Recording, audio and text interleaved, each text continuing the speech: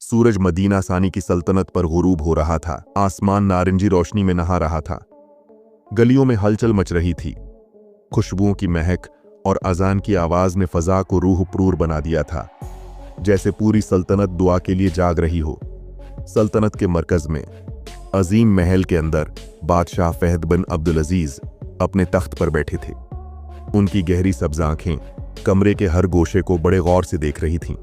वो एक मुनसिफ और रहम दिल हुक्मरान थे, जिन्हें उनके अवाम मोहब्बत करते थे और दूसरे बादशाह एहतराम से देखते थे।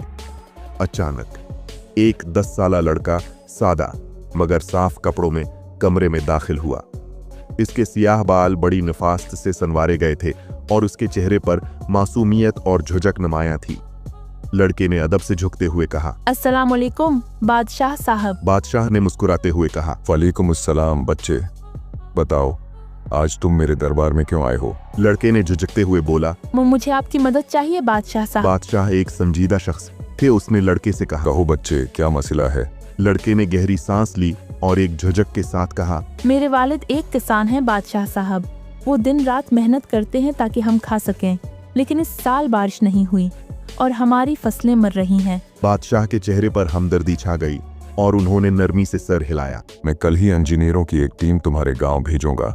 वो आबपाशी का निजाम ठीक करेंगे और हम तुम्हारे खानदान और बाकी जरूरतमंदों को माली मदद भी देंगे। लड़के के चेहरे पर खुशी छा गई। वो झुकते हुए बोला, शुक्रिया बादशाह साहब, अल्लाह आपको जज़ा दे। बादशाह ने मुस्कुराकर कहा, ये मेरा फर्ज है। बच्चे जाओ, अपने वालिद को ये खुशखबरी दो। लड़का महल से बाहर गया तो बादशाह ने दिल में फख्र और सुकून महसूस किया। यही तो एक मुस्लिम बादशाह होने का मतलब था, अवाम की खिदमत, इंसाफ और रहम को अपना मकसद बना। अबू में बादशाह फहद के पास गया था और उनको अपनी फसलों के बारे में बताया। अच्छा बेटा, फिर बादशाह ने क्या कहा? उन्होंने कहा कि मैं आपकी मदद करूंगा। अबू बादशाह फहद बहुत अच्छे और ईमानदार हैं। मैं भी बड़ा होकर उनकी तरह बनूंगा।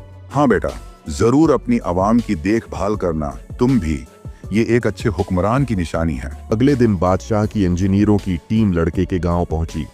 चंद दिनों में फसलें सरसब्ज हो गईं और गांव के लोग खुशी के गीत गाने लगे। लड़के के वालिद, जो एक आजिज और शकरगुजार शख्स थे, बादशाह का शुक्रिया अदा करने महल आए। बादशाह ने उनका इस्तकबाल किया और उन्हें रात के खाने पर मदऊ किया।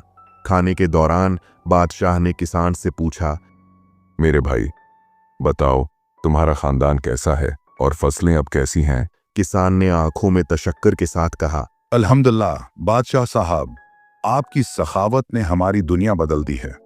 फसलें सरसब्ज हैं और मेरा खानदान खैरियत से है। हम आपके बहुत शुक्रगुजार हैं।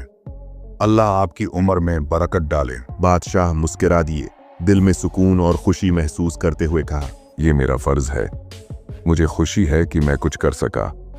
रात देर तक बादशाह और किसान मुख्तलिफ मौज़ूआत पर गुफ्तगू करते रहे, ज़राअत के तरीकों से लेकर सल्तनत की ताज़ा खबरों तक। अगली सुबह किसान अपने गांव वापस लौटा, दिल में दुआ और शुक्रगुजारी के साथ। वो जानता था कि उसका हुक्मरान इंसाफ पसंद और हमदर्द है, जो हमेशा अवाम की फिक्र करता है। बादशाह फहद अपनी सल्तनत को दानशमंदी और इंसाफ के साथ चलाते रहे, हमेशा अपने अवाम को मुकद्दम रखते हुए। वो जानते थे कि वो सिर्फ अपने लोगों के सामने नहीं, बल्कि अल्लाह के हुजूर भी जवाबदा हैं। साल गुजरते गए और मदीना सानी की सल्तनत बादशाह की दानिशमंदाना हुक्मरानी के तहत तरक्की करती रही। लोग उनसे मोहब्बत करते रहे और वो हकीकी मुस्लिम रहनुमा की मिसाल बने रहे। और वो लड़का, वो बड़ा होकर एक अजीम और रोशन नौजवान बन गया। उसने बादशाह की सखावत और रहम को कभी नहीं भुलाया। वो खुद भी एक आलम और रहनुमा बन गया और हमेशा अपने महबूब बादशाह के नक्श कदम पर चलने की कोशिश करता रहा। ये कहानी आपको इंसाफ और खिदमत की सच्ची मिसाल दिखाएगी।